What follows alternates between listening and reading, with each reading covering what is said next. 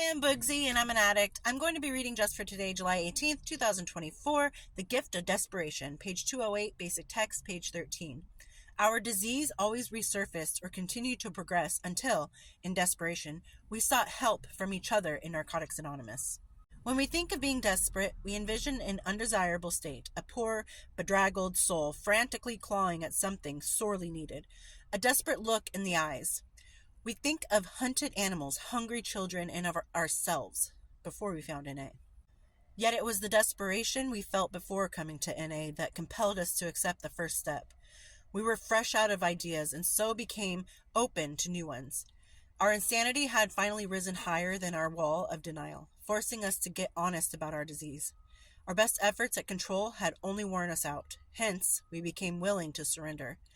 We had received the gift of desperation and, as a result, were able to accept the spiritual principles that make it possible for us to recover. Desperation is what finally drives many of us to ask for help. Once we've reached this state, we can turn around and start anew. Just as the desperate hunted animal seeks a safe haven, so do we, in Narcotics Anonymous. Just for today, the gift of desperation has helped me become honest, open-minded, and willing. I am grateful for this gift because it has made my recovery possible. Well, a little about me, about my desperation is this. When you're in addiction, the addict part of your mind doesn't care about anything except the next fix. I lost my children, the place I lived for 10 years. I was kicked out. I lost my self-respect, my reputation, my friends. I lost dignity. I lost everything. And even then, I still couldn't quit. I still don't quit. You would think that a parent would love their child enough to be like, okay, I have to quit so I can get my child back. And there are cases of addicts turning it around in time to get their children back. I, unfortunately, was not one of those cases. And I did, in fact, lose my girls. But it took me walking around in the desert as the sun was rising, smoking the last of what I had, to stop and think, I have to stop. Because I'm looking at these old encampments that were made from, I'm going to assume, drug addicts and, transient people, which I was becoming, and I kind of already was. And seeing the remnants there, I could tell, okay, this was definitely somewhere where an addict used to live, out here in the middle of the desert. And I thought, if I kept going, if I keep smoking this and I don't stop, I'm going to die, give up all my morals and ethics that I have left, and completely surrender to this drug for the rest of my life. And all I have left to give to this drug is the breath in my lungs and the beat in my chest. And so that day, as the sun rose, and I walked around looking at what my future was going to be, I put the pipe down and I turned around and I started a new path. I couldn't go back on the path that I was because you can't go back again. But I did stop and I turned around and I never looked back. And it was a struggle to get out of that desert, I guess, if we're going to, be hypothetical, metaphorical, and literal. I left that drug behind me in that desert. I started a new path. I found a new road to take. And it was in that desperation that I just clung on to, clanged. I held on to something that was more powerful than myself. And that was the myself that I was at that moment. That was the myself that I gave up to the drug. And I held on to the Bugsy that was inside of me. And I was like, no, I can't do this anymore.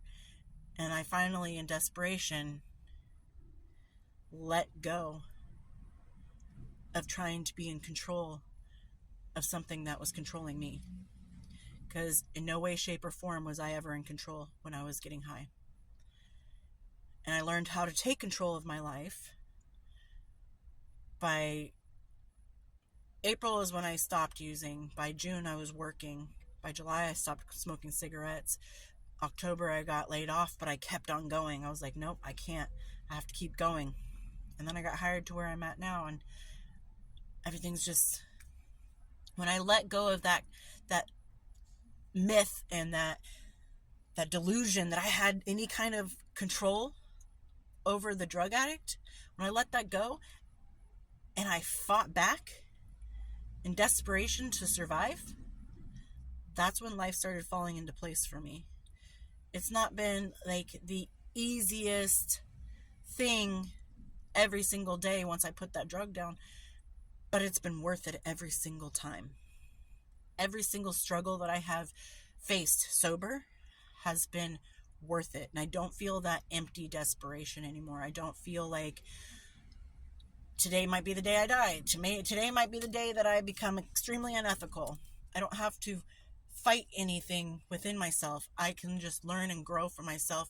And once that desperation took over and I just let life fall into place in a positive way, I was able to then gain control to the positive side of my life.